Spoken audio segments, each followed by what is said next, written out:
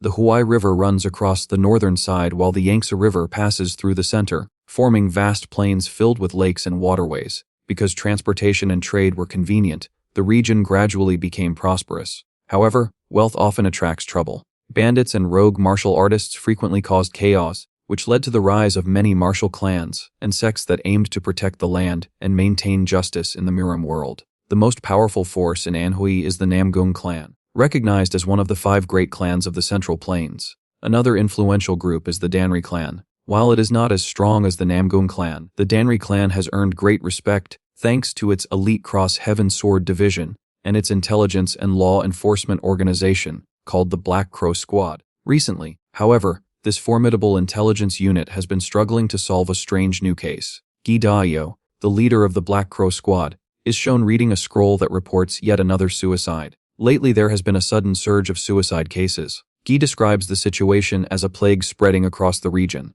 What makes these incidents even more unsettling is how flawless they appear. Every piece of evidence and every circumstance points clearly towards suicide. G finds it hard to believe that all of them are truly suicides. G asks who the first victim was. One of his subordinates answers that the first person was a man named Ma Chil from the Danri clan. After hearing this, the group heads straight to the Phoenix Tavern. This is the place where Ma Chil was discovered hanging inside a room. G already suspects that this might actually be a series of murders. But if that is the case, Gi wonders how the killer managed to enter Ma Chil's room. They carefully inspect every corner of the room, but fail to find any possible entry point where someone could have entered unnoticed. The wooden logs in the structure are perfectly fixed with no signs that they were removed or tampered with. They cannot even be pulled out unless the entire beam is taken apart first. Despite the evidence, Gi still refuses to believe that Ma Chil truly committed suicide. Gi then asks whether anyone was staying in the room next door when Ma Chil died. The inn owner answers that the person in the adjacent room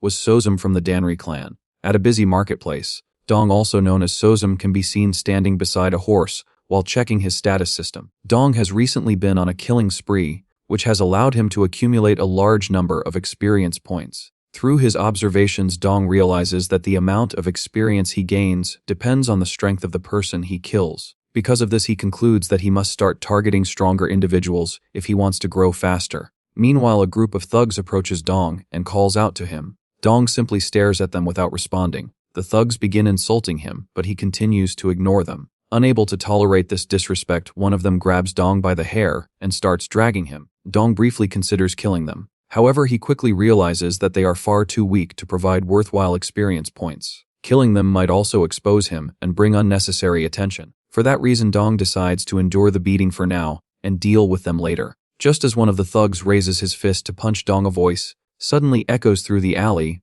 telling them to stop. From the shadows behind the alley, a mysterious figure steps forward. It is Janko. Janko appears to be a large and intimidating man. His reason for coming there is simple. He wants to take the horse that Tang is leading. He plans to present the horse as a gift to the leader of his dark society, a man who is obsessed with horses. Interestingly, the horse itself seems to dislike Janko. Janko looks at Tang with a cold and ruthless killing intent. Tang immediately senses it and realizes that everything was part of their plan from the beginning. Their goal was to kill him and steal the horse. Unfortunately for them, Janko has chosen the wrong target this time. Tang and Janko stand facing each other. Janko warns Tang that he will not repeat his demand. Tang calmly responds that Janko should simply try to kill him instead. In an instant, Tang opens his inventory, pulls out a sword and strikes straight toward Janko's neck. Janko cannot react in time and is left completely shocked. Janko wonders how this is possible in his final moment. The blade pierces through Janko's neck, killing him instantly. At the same time, a bright white light begins to glow around Tang.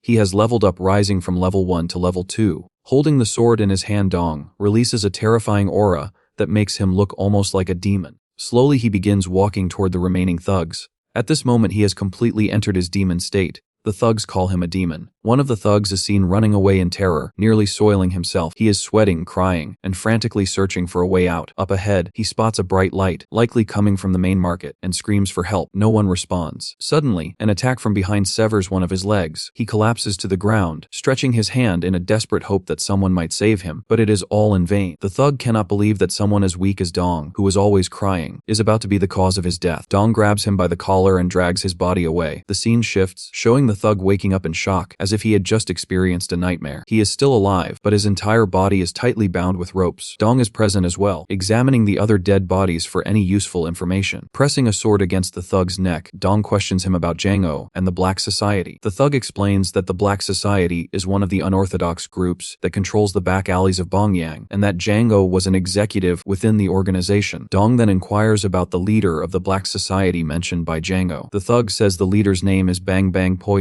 and that everything Janko attempted was under his orders. Tang reflects on how these unorthodox groups and the Black Society operate much like organized crime in modern times. Tang commands the thug to reveal everything useful about the unorthodox groups and the Black Society if he wants to survive. The thug feels relieved at being spared, but in the very next moment, he is dead. Tang then cleans the entire area, leaving no evidence behind. Afterward, Tang sits down and goes over everything he learned today. He has identified his next targets to hunt. A notification suddenly appears: level up. Tang realizes that leveling up fully restores all injuries, including broken bones. He wonders if fatal injuries, like damage to the heart or brain, can also be healed, which could allow him to take bigger risks in fights. He also notes the light emitted when he leveled up in the alleyway. This is a downside to leveling up, as it could attract attention and danger, alongside the killing method that uses the inventory. From Tang's perspective, a hunter must remain ordinary and blend in with others. Therefore, leveling up should only be done after a hunt is complete or in an area filled solely with prey. Tang thinks about how much more dangerous it would have been if Janko had been more cautious and stronger. He starts walking with the horse, contemplating how to grow stronger without drawing attention and how to take down stronger opponents. Just as these thoughts cross his mind, someone suddenly stops him and asks, "Did you kill McCole?" It is Guy Dayo, the leader of the Black Crow squad. Right before he is about to leave the alley, an error notification suddenly appears on the system display. This notification shows up just after Tang reaches level 2. Tang sits down and begins analyzing whether he himself might be the cause of this error. He realizes that he should not even exist in this place, so the fact that he is capable of using the game system could be what is creating the problem. Then another thought crosses his mind. Perhaps his very presence there is the real mistake from the start. Tang stops thinking further about it, because there is no real benefit in overanalyzing the situation. He taps the error notification on the screen, and his different stats become visible. Earlier, those stats were displayed only as question marks, but now they have been replaced by gauge bars. Tang wonders if this change is also connected to the critical error. Among the various buttons shown on the screen, such as quests, items, skills, and others, Tang selects the skills button. The screen displays all the abilities that Tang currently possesses. Basic combat techniques like slash, thrust, block, and throw are standard passive skills that every character receives when they are first created in Murim Online. However, Tang notices something unusual mixed in with those common skills. One ability stands out. It is called Spirit Eye, and Dong has never encountered a skill like this before. Suddenly, the Spirit Eye skill activates on its own. It is revealed that Spirit Eye automatically triggers when an opponent far stronger than the user enters within a range of 20 meters, which starts a countdown timer. Dong is completely stunned and has no idea how to react. At the same time, someone is slowly approaching him while the countdown continues to tick down. Dong reasons that the person approaching him is probably not an enemy. After all, no outsider would dare to openly invade the Danri family territory or move around so calmly. It must be a powerful master from within the family itself. Dong reflects on how difficult it was just to reach level 2. Because of that, he understands that a difference of 10 levels is massive. Normally, someone would have to kill countless people to gain that much experience. Whoever is approaching must therefore be an extremely important figure within the Danri family. As the countdown reaches 0, the approaching figure finally appears in front of Dong. The person is revealed to be Ji, the leader of the Black Crow Squad. This moment directly connects to the ending of the previous chapter, where Ji asks Dong if he killed Ma Kuol. Ji places one hand on Dong's shoulder. A tense and suffocating energy spreads from Ji toward Dong. Dong feels shocked, frightened, nervous, and completely panicked, unsure of what he should do next. However, Ji suddenly lifts his hand away and leaves without saying anything further. One of Ji's followers questions him about why he left without conducting a proper interrogation. Ji explains that he had sent True Q into Dong's body in order to examine him. If Dong had practiced martial arts, even slightly, the traces would have been detected immediately. However, Dong's body was completely empty. Based on that, Ji concludes that Dong is nothing more than an ordinary person who has never learned any martial arts. Ji begins to think deeply about the strange situation. He wonders if the people who died truly committed suicide and questions how many more might fall victim to this mysterious epidemic. On a bright moonlit night, Gidayo's fears turn out to be wrong. The suicide epidemic in Bongyang comes to an end, but in its place a new wave of killings begins. Rain begins pouring outside. Inside a pub, 2 random NPCs are having a conversation about the story of the Nameless hero. One of them excitedly talks about how the Nameless hero has already destroyed several major unorthodox factions, including the White Tiger Unit and the Red Wolf Gate. He even assumes that the Black Society will be the next target. The other NPC becomes nervous and warns him to be careful, worried that someone from the Black Society might overhear them. While their conversation continues, the scene reveals a mysterious figure wearing a straw hat and a long cape quietly leaving the pub. The man had been sitting inside the entire time, silently listening to everything. Under the stormy night sky filled with rain, lightning, and thunder, the mysterious figure walks forward toward a large gate radiating a powerful and intimidating aura. The gate is guarded by 2 soldiers. They must stay alert at all times because they are the only members left from the black units. The other 3 have already been eliminated by the nameless righteous swordsman. He could launch an attack at any moment. Without warning, both guards suddenly have their heads cut off. Standing behind their bodies is the nameless righteous swordsman. He calmly pushes the gate open and walks inside without showing any fear. His steps are confident, almost like he owns the place. At that moment, a rain of arrows shoots toward him, but he smoothly dodges every single one without receiving even a small scratch. Dong now faces hundreds of soldiers standing in front of him, each holding a weapon. Their only mission is to kill the nameless swordsman. At the same time, the goal of the nameless swordsman is clear as well. He intends to wipe out the black units completely. All the soldiers rush toward him at once. Because of the overwhelming number of enemies, the nameless swordsman activates a technique called Thousand Army Sweep and begins cutting down anyone who stands in his way.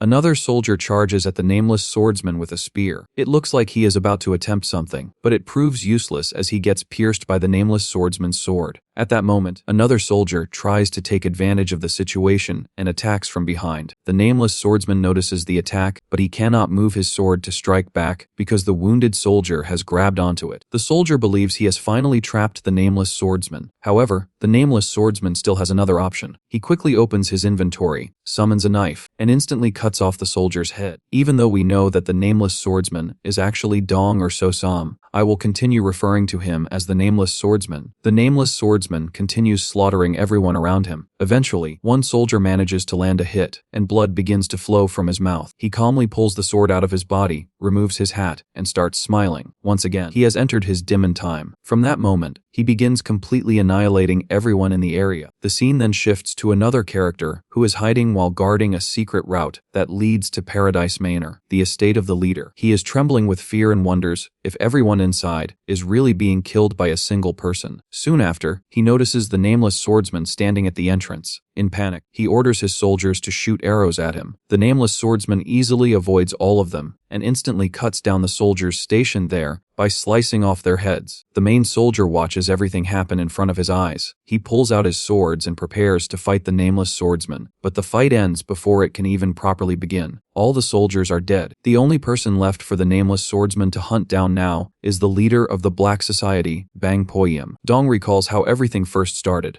In the beginning, he targeted the White Tiger unit. Although he became stronger after killing Django, he was still weaker than the members of the Black faction. Because of that, he avoided direct confrontations and relied on tactics such as luring enemies away, setting ambushes, and burning their bases. As Dong kept eliminating them, both officials and townspeople began calling him the Nameless Righteous Swordsman. This new identity made it easier for him to track down members of the unorthodox factions. After killing the White Tiger leader, he reached level 5 and obtained his first active skill, Qinggong, a body lightning technique, along with the Three Forces sword art, a powerful horizontal slash. With these new abilities, he finally became strong enough to confront Black faction members directly. The only remaining unorthodox faction in Bongyang was the Black Society. The scene then shifts to Bang Poyim, the leader of the Black Society, sitting at the front door with his sword while waiting for someone. Lightning flashes across the sky and Dong appears, having arrived at the place. "Are you the Nameless Righteous Swordsman?" Bang asks. Dong does not give any answer. Bang questions him again, asking that if he truly is a swordsman of justice, why is he wrapped so tightly? Dong replies that he is not a swordsman of justice. "Then why did you hunt and kill the unorthodox faction?" Bang asks. Dong responds that he is not a righteous swordsman. People simply believed whatever they wanted to believe. Bang then draws his sword from the scabbard and prepares to attack. His ability seems to be connected to snakes, since his eyes resemble those of a snake. At the moment he draws his sword, the shadow of a massive snake figure can also be seen behind him. The two of them prepare to strike. Dong and Bang, both smiling, clash their swords with tremendous force. The wound Dong received in the previous chapter, when he was stabbed, suddenly opens again,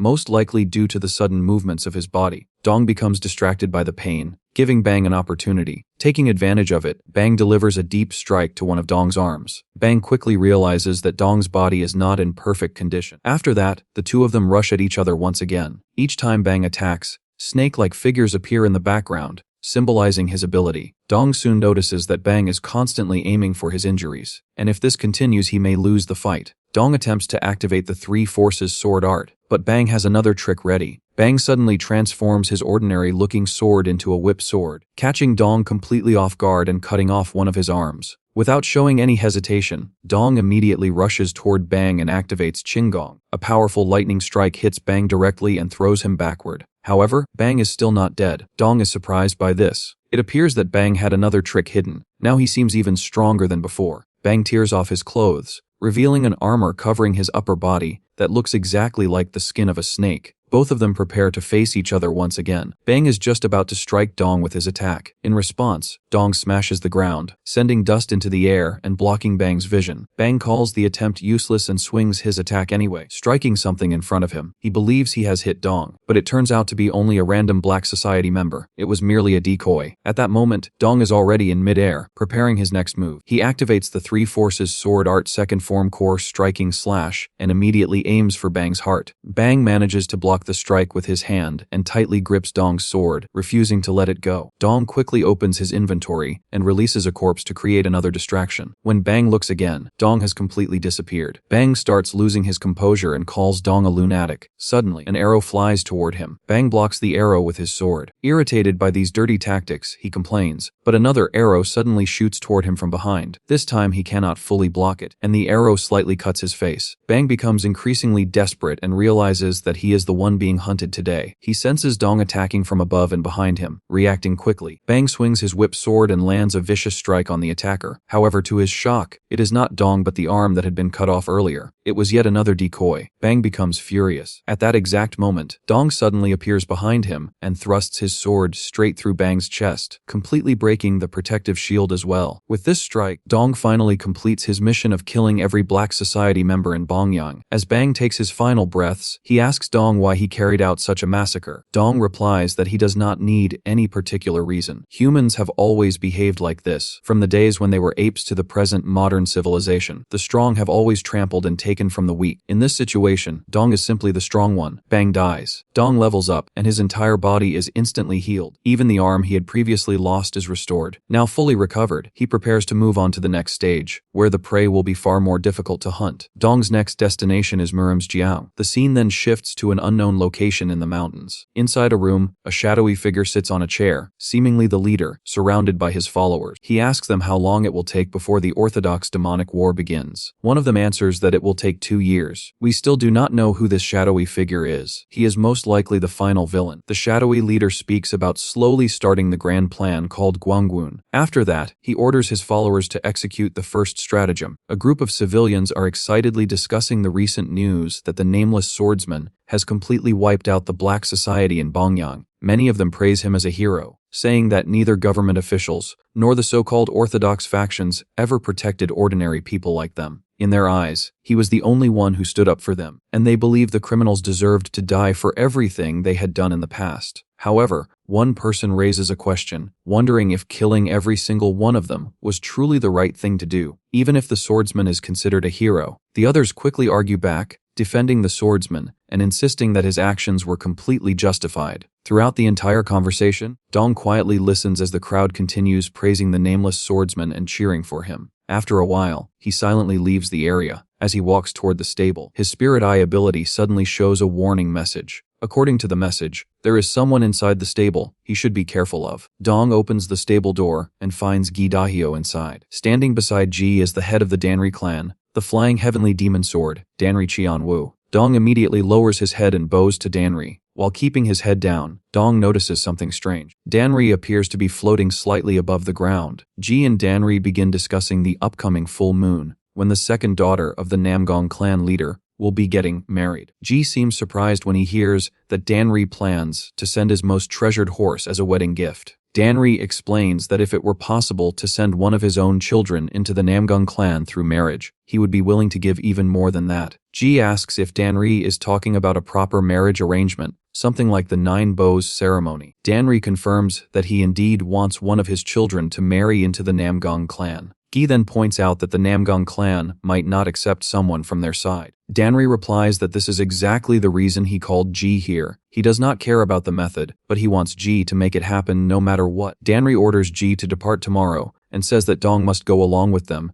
since he is needed to handle the horse. After giving his instructions, Danri leaves. Dong slowly rises from his bow, and Ji gives him a strange, almost crazy side glance. The next day arrives, and they prepare to leave for the Namgong family. Standing beside the horse, Dong begins thinking about his own future. He wonders how he can learn true martial arts instead of simply copying techniques. In the past, he tried imitating the movements of skilled warriors and powerful leaders, but he knows that what he learned was only imitation, not real mastery. In his opinion, the worst way to learn martial arts is by relying on a secret manual, while the best method is learning directly from a true master. However, he also feels worried because he is already 18 years old, and he has often heard that starting martial arts training at that age is very difficult. Soon he realizes that his current situation might actually become a valuable opportunity. The powerful Namgong clan, one of the 5 great clans of the Central Plains and the rulers of Anhui, might give him the chance to learn martial arts properly. At the same time, he believes there will also be many powerful opponents there whom he can fight against. Meanwhile, the entire Black Crow unit has finished gathering, except for the young Master Danri Ganghe and the young Lady Danri Hui.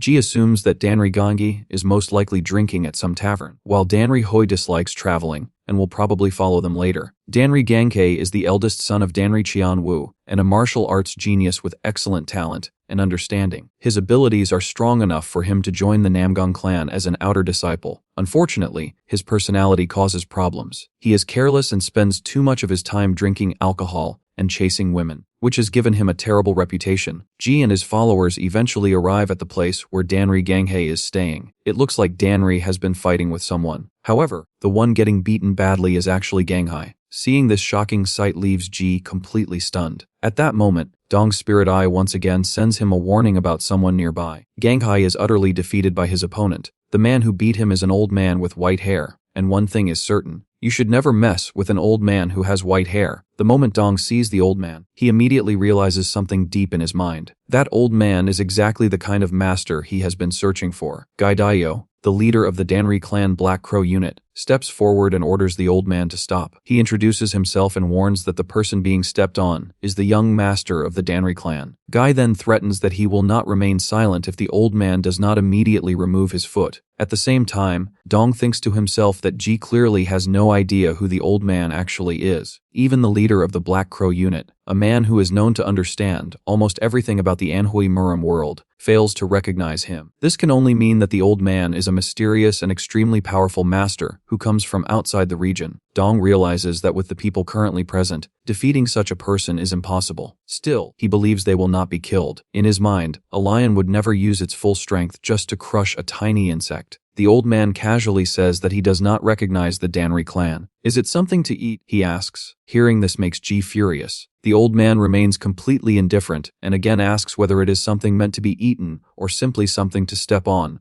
openly mocking the situation. Ji cannot tolerate such disrespect any longer and orders the Black Crow unit to attack. All of them rush toward the old man at once. The old man slowly extends his arm forward. Energy begins circulating around it, and he lightly flicks his finger. Instantly, a powerful burst of energy erupts outward. Countless needle-like objects shoot through the air and pierce directly into the center of everyone's forehead. The entire Black Crow unit, including Ji, collapses and becomes paralyzed. The technique used is called the soul-chasing flying butterfly. Not a single person was able to avoid it. After witnessing such overwhelming power, Ji immediately realizes the old man's identity. The old man is Tang Wu, the soul-chasing poison hand. Within the Murim world, there are 20 individuals known as the strongest 2 gods, 3 monsters, 5 pinnacles, and the 10 greats. Tang Wu is the supreme master of the Sichuan Tang clan and one of those 10 greats. It is said that anyone who offends Tang Wu cannot escape his poisonous hands even after death. Dong quietly watches and listens to everything that is happening. He wonders how things will unfold for the Danri clan after provoking someone this terrifying. Tang Wu stands there radiating pure aura. "Grandpa," a voice suddenly calls out. The voice belongs to a beautiful young woman who turns out to be Tang Wu's granddaughter. She asks him to spare them. Tang calmly agrees. Before leaving, Tang says that this fight should be enough to teach them how vast the world truly is. He mocks the so-called descendant of the Orthodox faction for drinking alcohol and causing trouble early in the morning. Although Tang was angry and even felt the urge to break his hand, he restrained himself because he did not want to be overly cruel towards someone from the Orthodox faction. Tang then tells Ji to pass a message to Ganghai. If he continues harassing random women, he might not live a full life. Ji nervously thanks Tang for showing mercy. Before departing, Tang retrieves all the needles from the members of the Black Crow unit, which instantly restores their ability to move. Just as they are about to leave, Tang notices Dong standing quietly to the side while holding a horse. Tang begins walking toward him. Dong becomes uneasy and starts wondering why Tang is approaching him. Tang asks Dong what his name is. Dong appears confused and does not respond.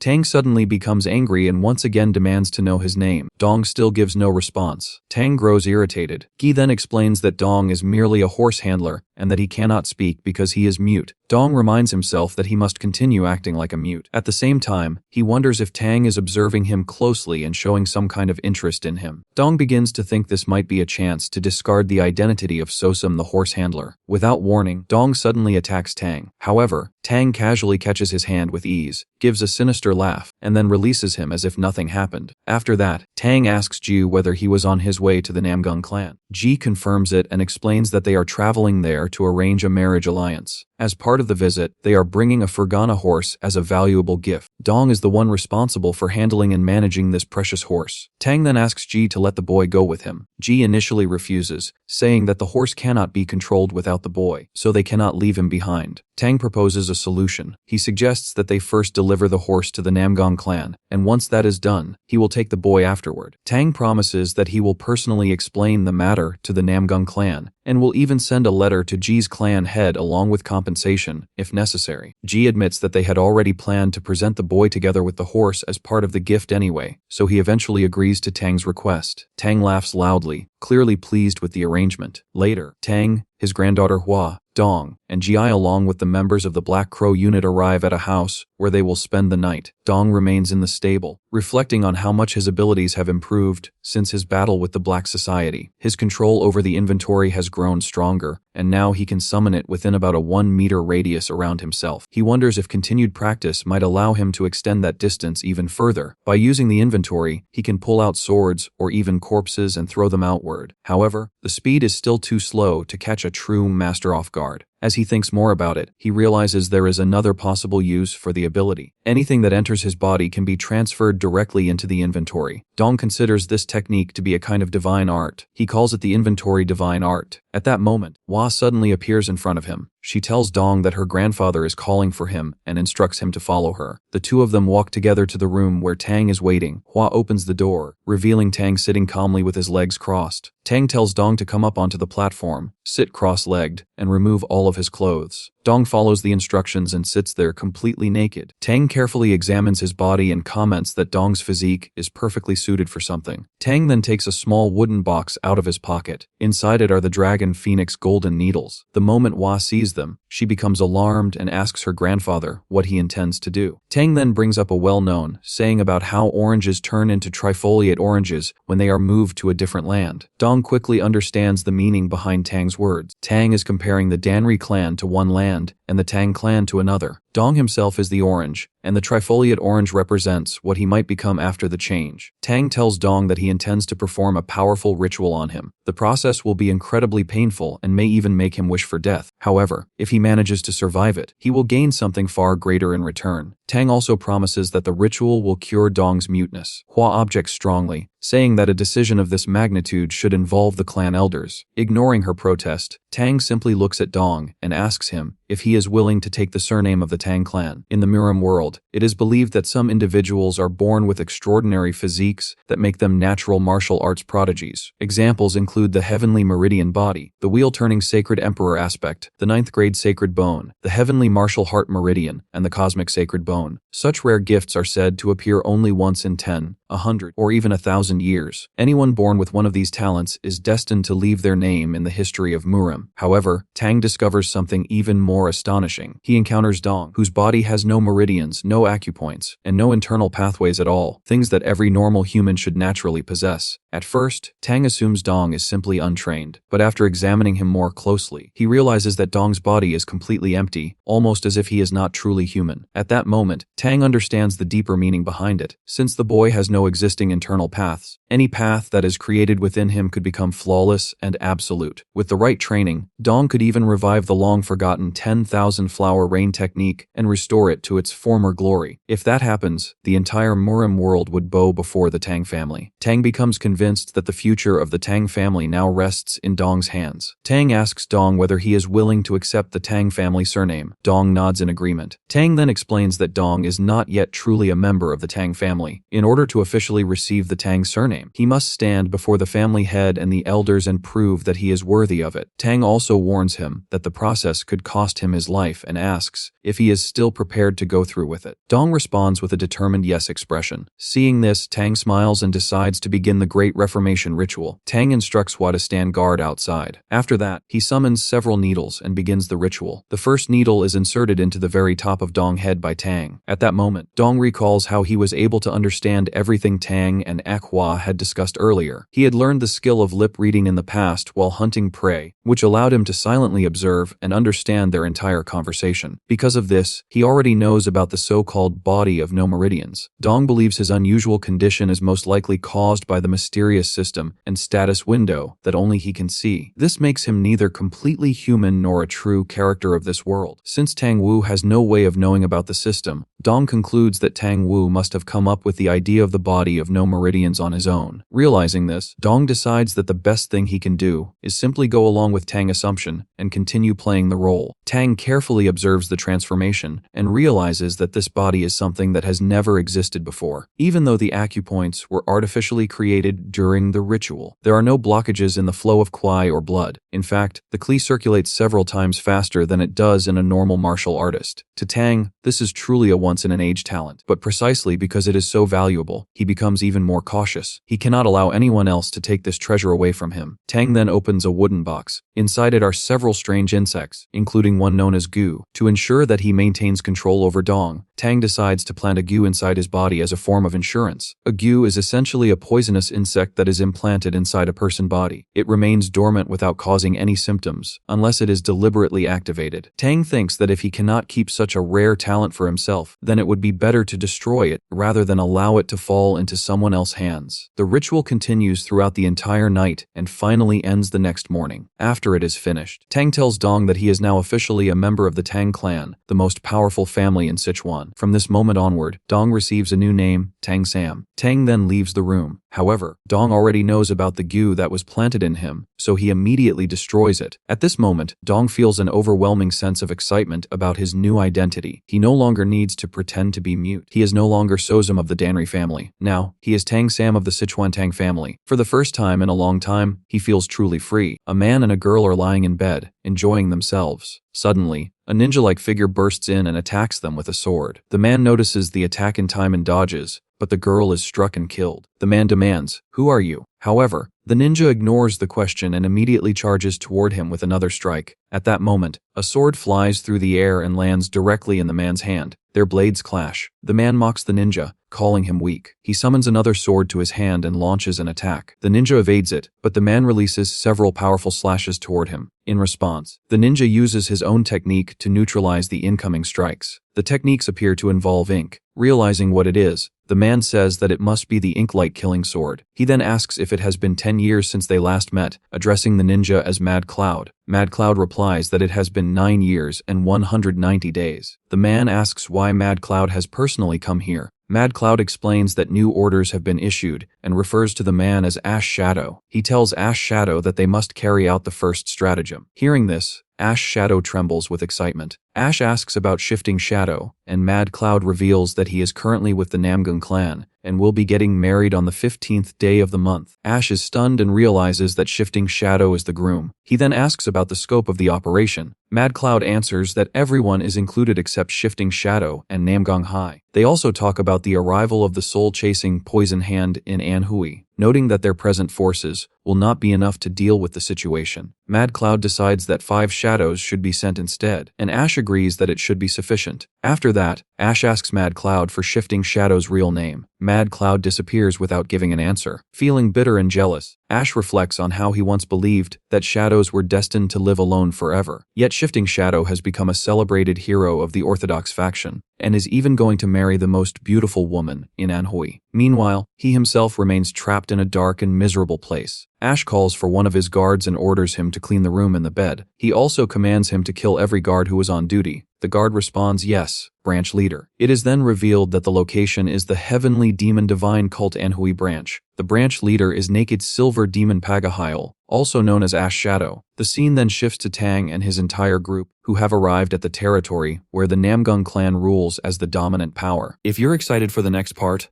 leave a comment and I'll do my best to bring it to you as soon as possible.